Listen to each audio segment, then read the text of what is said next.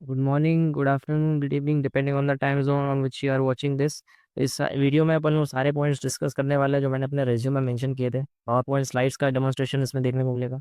इसमें मैंने काफ़ी सारी इमेजेस भी यूज़ की हैं। उन इमेजेस को यूज़ करने के पीछे का रीज़न क्या है, उसके पीछे साइंस क्या है, थोड़े रिसर्च पेपर्स को मैंने डिस्कस किया है। Images why images are better than text, वो भी थोड़ा डिस्कस किया, वो भी अपन देखेंगे इसमें। और एक लास्ट वाला point, interconnecting different topics means civics और जोग्राफी और पॉलिटिक्स, हाँ, हिस्ट्री, इनको इकोनॉमिक्स, इन सब आपस में अगर कंबाइन कर करके, मतलब इंक्लूसिव स्टडी अगर की जाती है, एक दूसरे को टॉपिक को कनेक्ट कर करके अगर पढ़ा जाता है तो फिर उससे चीज़ें आसान हो जाती है। तो उसका भी इलस्ट्रेशन अपन जो देखने वाले लास्ट में, ये फोर्थ पॉइंट भी अपन और देखेंगे कि why I think that I can be a good faculty for UPSC CSC subjects in future. वो भी अपन इसमें थोड़ा उसको भी मैं डेमोंस्ट्रेट करने वाला हूँ। और ये सेकंड और थर्ड पॉइंट ये अपन एक सेपरेट वीडियो में देखेंगे। इसका लिंक आपको यहाँ भी मिलेगा और इस वीडियो के डिस्क्रिप्शन बॉक्स में भी मिल जाएगा। और दैट्स वाई मैंने कहा था कि इट वॉज रिकमेंडेड कि आप यूट्यूब पे देखें, क्योंकि ड्राइव पर उसको पे आपका लिंक नहीं मिलेगा। आप यूट्यूब पे देखेंगे तो इसके डिस्क्रिप्शन बॉक्स में लिंक मिल जाएगा, और साथ साथ में कुछ रिसर्च पेपर्स भी मैंने डाले हैं, वो भी आपको डिस्क्रिप्शन बॉक्स में उसका लिंक मिल जाएगा। So let's start. तो डेमो के लिए मैंने ये इंडस्ट्रीज वाला टॉपिक लिया है। क्लास 10 ज्योग्राफी का एक चैप्टर भी मैन्युफैक्चरिंग इंडस्ट्रीज, तो उसी का ही बेसिक थोड़ा सा इंट्रोडक्टरी पार्ट डिस्कस करने वाले हैं। और इसमें मैं बहुत शॉर्ट रखने वाला हूँ चीज़ों को, नहीं तो वीडियो की लेंथ थोड़ी लंबी हो जाएगी। तो इंडस्ट्रीज होती क्या है? इंडस्ट्रीज वो वर्क प्लेस है, या फिर वो यहाँ पर सेक्टर्स कह सकते हैं, ऐसी जगह जहाँ पर रॉ मटेरियल्स को फिनिश गुड्स में कन्वर्ट किया जा सके।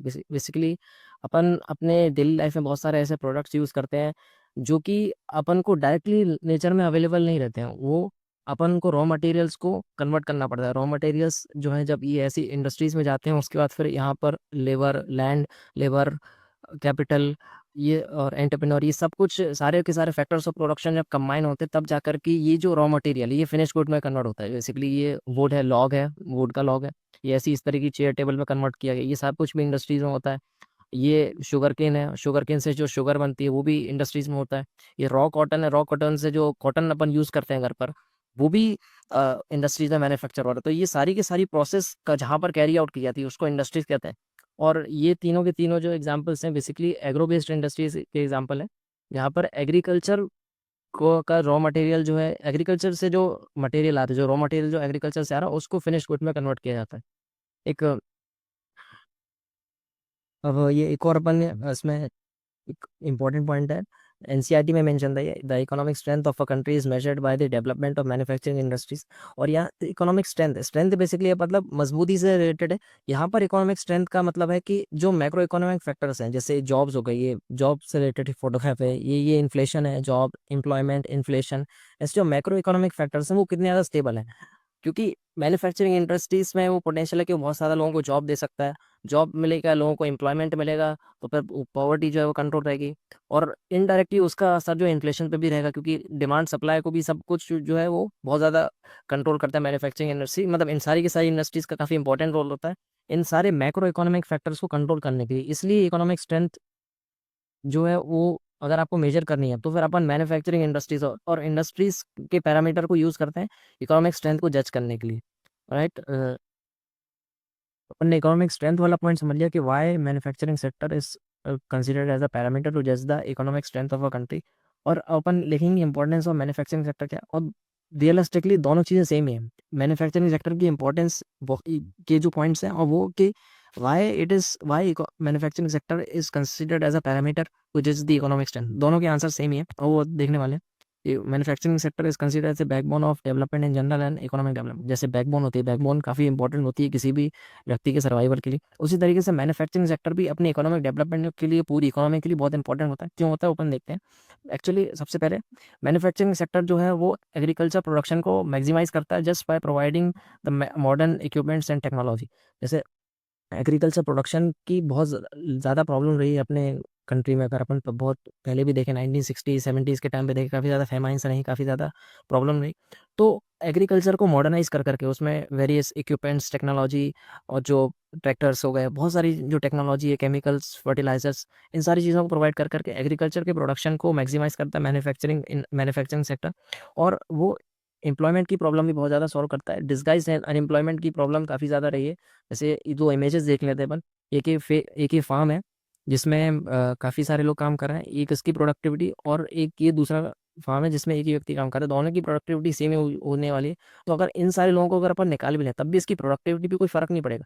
तो ये सारे लोग जो डिस्गाइज़ली अनएम्प्लॉयड है, कहने का मतलब कि ये लोग दिख तो रहा है कि एम्प्लॉयड हैं, बट रियलिटी में इनके काम करने से प्रोडक्टिविटी में कुछ बहुत ज़्यादा कुछ फ़र्क नहीं पड़ रहा। तो इसलिए ये लोग एम्प्लॉयड होकर के भी अनएम्प्लॉयड है। ये लोग बस दिख रहे हैं कि एम्प्लॉयड है, लेकिन असलियत में ये लोग अनएम्प्लॉयड हैं।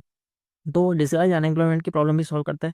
और जो बहुत ज़्यादा ओवर पॉपुलेशन अपन देखते हैं एग्रीकल्चर सेक्टर में कि इतने ज़्यादा लोग एम्प्लॉयड रहते हैं, तो उनकी डिपेंडेंस भी कम होती है, क्योंकि मैन्युफैक्चरिंग सेक्टर भी लोगों को एम्प्लॉयमेंट प्रोवाइड करता है। Going to next next point, यही वही इंडस्ट्रियल डेवलपमेंट जो है वो उससे अनएम्प्लॉयमेंट और पॉवर्टी की प्रॉब्लम सॉल्व होती है। जैसे अगर कोई व्यक्ति अनएम्प्लॉयड रहेगा तो डेफिनेटली वो पॉवर्टी पॉवर्टी को जो पॉवर्ट गरीब ही रहेगा वो तो। और ये जो विश्व साइकिल जो है जो वो फिर चलती रहती है कि अनएम्प्लॉयमेंट फिर पॉवर्टी, पॉवर्टी है तो फिर से अनएम्प्लॉयमेंट, क्योंकि पॉवर्टी है तो उसके पास अच्छी हेल्थ एजुकेशन नहीं होगी, तो हेल्थ एजुकेशन नहीं होगी तो फिर से अनएम्प्लॉयड हो जाएगा। तो ये विश्व साइकिल जो चलती रहती है। और जो पब्लिक सेक्टर इंडस्ट्रीज थी, जो गवर्नमेंट वाली उन इंडस्ट्रीज थी, उनका मोटिव यही रहता है कि ज़्यादा से ज़्यादा लोगों को एम्प्लॉयमेंट दिया जाए, ज़्यादा से ज़्यादा लोगों को पॉवर्टी से हटाया जाए। क्योंकि पब्लिक सेक्टर का जो मोटिव रहता है वो सोशल वेलफेयर रहता है, रादर देन कि ज़्यादा से ज़्यादा पैसा अर्न किया है। तो इंडस्ट्रियल डेवलपमेंट इसको भी सॉल्व करता है। और उसके बाद मैन्युफैक्चरिंग सेक्टर से आपके पास में फॉरेन एक्सचेंज भी आता है, क्योंकि जब आप बहुत ज़्यादा कुछ को प्रोड्यूस कर लेते हो तो फिर उसको आप जब इंटरनेशनल मार्केट में सेल करते हो, उससे आपको फिर फॉरेन एक्सचेंज मिलता है। और फिर फॉरेन एक्सचेंज बहुत यूज़फुल रहता है, जैसे आपको किसी और दूसरी कंट्री से कुछ गुड्स को परचेज़ करना है, जैसे अपन को अरब देशों से कुछ तेल वगैरह मँगाना है, या फिर और बाहर देशों से कुछ मँगाना है, तो उसके लिए इम्पोर्टेंट रहता है। एंड डेफिनिटली मैन्युफैक्चरिंग सेक्टर से इकोनॉमिक ग्रोथ होता है, क्योंकि वो रॉ मटेरियल की वैल्यू को इंक्रीज़ कर देता है। रॉ मटेरियल की वैल्यू बहुत कम है और उसके यूजेस भी बहुत लिमिटेड है, लेकिन अगर उसमें आपने प्रोसेस कर दिया, उसको उसका यूज़ बढ़ा दी, तो फिर उसकी वैल्यू बढ़ जाती है, तो इकोनॉमिक ग्रोथ भी होती है और अपनी कंट्री जो है वो काफ़ी ज़्यादा प्रॉस्परस होती है। सो दिस वाज़ ऑल के why manufacturing sector is important. Moving to next part which is agriculture, जो है ये जो खेत है ये किसान है। और ये इंडस्ट्रियल सेक्टर, ये बहुत बड़ा इंडस्ट्रियलिस्ट है, कोई एग्रो वेस्ट इंडस्ट्री है बेसिकली पीछे। तो ये दोनों एक दूसरे के दोस्त की तरह काम करते हैं, क्योंकि एग्रीकल्चर इसको रॉ मटेरियल प्रोवाइड करा रहा है। ऑलमोस्ट सारी इंडस्ट्रीज़ जो है वो एग्रीकल्चर पे डिपेंडेंट है अपने रॉ मटेरियल के, डायरेक्टली और इनडायरेक्टली, चाहे वो फिनिश्ड गुड्स हो या फिर इंटरमीडिएट गुड्स हो। किसी ना किसी तरीके से इंडस्ट्रियल सेक्टर में एग्रीकल्चर के रॉ मटेरियल्स या उसके फिनिश गुड्स लगते हैं। और in return industrial sector agriculture को बहुत सारे मॉडर्न टेक्नोलॉजीज, इक्विपमेंट्स वगैरह ये सब प्रोवाइड कराता है। So this all goes all hand in hand, कि जैसे ये केमिकल फर्टिलाइजर्स, इक्विपमेंट्स, टेक्नोलॉजी, ये सारी चीज़ें इंडस्ट्रियल सेक्टर एग्रीकल्चर को प्रोवाइड कराता है उसकी प्रोडक्टिविटी को मैक्सिमाइज करने के लिए। तो दिस वाज ऑल कि how agriculture sector and industrial sector goes hand in hand with each other. देखिए मैंने जो अपनी यहाँ पर पिक्चर्स बहुत ज़्यादा यूज़ की हैं इस वाले में, ये इसमें ये जो डिस्गाइज अनएम्प्लॉयमेंट थी इसकी भी मैंने पिक्चर यूज़ की यहाँ पर। फिर एग्रीकल्चर और इंडस्ट्रियल सेक्टर की भी जो मैंने पिक्चर यूज़ की, तो मैं इसके पीछे की आपकी थोड़ी साइंस बताना चाहता हूँ, क्या आपका ह्यूमन माइंड कैसे काम करता है, क्या रिसर्च पेपर्स हुई, एक बार उनको अपन देख लेते हैं। तो ये इसको अपन देखें, the picture superiority effect, it refers to the phenomena in which pictures and images are more likely to be remembered more than words. Research on visual communication shows that pictures have a number of advantages over words. Visuals are the message, they are what drives your audience to engage with a piece of content. They are what the communication stays with your audience long after they have forgotten the lines of text they have skimmed or skimmed. मतलब कि जब आपकी जो audience है वो text को भूल जाती है उसके बाद भी, लेकिन वो इमेजेस को याद रखती है, ये वो एविडेंस कहना चाहता है। या इस वाले रिसर्च पेपर का भी कंक्लूजन यही है, a picture is over the 1000 words. और भी इस जो भी चीज़ इसके लिखी हुई है इन सारे चारों लिंक्स का, इन सब का कंक्लूजन यही कि pictures are better than words. So मैंने यहाँ पर जो इमेज यूज़ की है एग्रीकल्चर और इंडस्ट्रियल सेक्टर की, एक है किसान है, ये इससे हाथ मिला रहा है, ये इंडस्ट्रियलिस्ट है, ये इससे हाथ मिला रहा है। तो इस इमेज से ही किसी भी व्यक्ति को आसानी से याद रह जाएगा कि एग्रीकल्चर और इंडस्ट्रियल सेक्टर जो है आपस में काफ़ी ज़्यादा इंटरडिपेंडेंट है। एक बार उसने अगर मेरा एक्सप्लेनेशन सुन लिया, उसके बाद ये पिक्चर्स को देख लिया, तो बहुत आसानी से उसको याद रह जाएगा। अगर अपन यहाँ पर भी देखें, ये डिस्गाइज एंड अनएम्प्लॉयमेंट की भी 2 पिक्चर्स मैंने लगाई। ये 2 इमेजेस को कोई अच्छे से एक बार सुन ले, मैं जो बोल रहा हूँ इसको एक बार सुन ले और फिर इमेजेस को देख ले, तो उसको सारी की सारी चीज़ें रिकॉल हो जाएँगी। और ऐसा मैं नहीं कह रहा हूँ, वो जो रिसर्च पेपर्स जो मैंने आपको दिखाए, वो ऐसा कह रहा है कि images are better than text. तो मैंने ये वाले पॉइंट एक्सप्लेन कर दिए, पावर पॉइंट स्लाइड्स वाले, इमेजेस, इसके पीछे क्या साइंस है, रिसर्च पेपर्स के लिंक्स भी आपको डिस्क्रिप्शन बॉक्स में मिल जाएँगे। और अपन एक ये वाला टॉपिक देखते हैं कि why interconnecting different topics makes things more logical and thus easy to remember. So yes, ये वाला पार्ट है क्लास 9th की सिविक्स की जो बुक है, पॉलिटिक्स की जो बुक है, कॉन्स्टिट्यूशनल डिज़ाइन, उसका ये पॉइंट है। और ये है क्लास 9th की फ्रेंच रेवोल्यूशन का जो पार्ट मैंने लिया है। तो यहाँ अगर अपन देखें ये वाला जो पॉइंट है, कॉन्स्टिट्यूशन डज मेनी थिंग्स, इसका जो 4th वाला पॉइंट अपन देखें, it expresses the aspirations of the people about creating a good society. इस पॉइंट का कहने का मतलब ये है कि जो कॉन्स्टिट्यूशन है उसमें वो सारी चीज़ें मेंशन होती हैं कि मतलब कॉन्स्टिट्यूशन ये बताता है कि लोग जो है किस तरह की गवर्नमेंट चाहते हैं, किस तरह की सोसाइटी चाहते हैं, वो किस तरीके का देश चाहते हैं, देश में क्या होना चाहिए। अगर डेमोक्रेसी चाहते हैं, वो लिबर्टी चाहते हैं, जस्टिस, फ्रीडम, ये सारी चीज़ें चाहते हैं, तो ये सारी चीज़ों को कॉन्स्टिट्यूशन मेंशन करेंगे। तो अब इसका एग्जांपल अगर अपन यहाँ देखें, जो 1791 में जो नेशनल असेंबली ने जो अपना कॉन्स्टिट्यूशन का जो ड्राफ्ट जो है वो तैयार किया, उस ड्राफ्ट में उन्होंने सारी की सारी चीज़ें मेंशन की कि मोनार्क जो है उसकी पावर्स लिमिटेड होनी चाहिए, जुडिशरी, एग्जीक्यूटिव और लेजिस्लेचर, इस तरीके से पावर डिवाइडेड होनी चाहिए। तो जो भी वहाँ के लोग चाहते थे, फ्रांस के लोग, उन्होंने उस सारी चीज़ को अपने कॉन्स्टिट्यूशन में मेंशन किया। तो ये वाले जो पॉइंट है, ये it express the aspiration of the people, इस पॉइंट का सीधा सीधा एग्जाम्पल ही फिट बैठ रहा है। तो अगर मैंने किसी स्टेटमेंट का एग्जांपल उसके साथ में दे दिया, तो फिर वो स्टेटमेंट भी आसानी से समझने वाले को आसानी से समझ में आ जाता है, और वो चीज़ फिर लंबे टाइम तक दिमाग में स्टोर भी रह जाती है। ये एक सीधा एग्जांपल, एक और एग्जांपल अपन देख लेते हैं। जैसे ये मैंने लिया है वर्किंग ऑफ इंस्टीट्यूशन का क्लास 9 का जो चैप्टर है, उसका पार्ट मैंने लिया है कि जुडिशरी के जो फीचर होते हैं, उसमें से एक फीचर ये होता है कि वो 2 स्टेट गवर्नमेंट के बीच का जो कॉन्फ्लिक्ट और डिस्प्यूट है, उसको सॉल्व करता है। अब इसका एग्जांपल यहाँ पर दिया हुआ है। ये हमारा जो पार्ट है, ये वाटर रिसोर्सेज वाला चैप्टर है क्लास 10th का ज्योग्राफी का, उसका वहाँ से मैंने उठाया। Do you know that the Krishna Godavari dispute is due to the objections raised by Karnataka and Andhra Pradesh government. तो अब 2 स्टेट गवर्नमेंट्स के बीच में डिस्प्यूट हो रहे हैं। इसका एग्जांपल क्या है? इसका एग्जांपल ये रहा कि वाटर को लेकर के काफ़ी ज़्यादा प्रॉब्लम रहती है साउथ इंडिया में वैसे भी।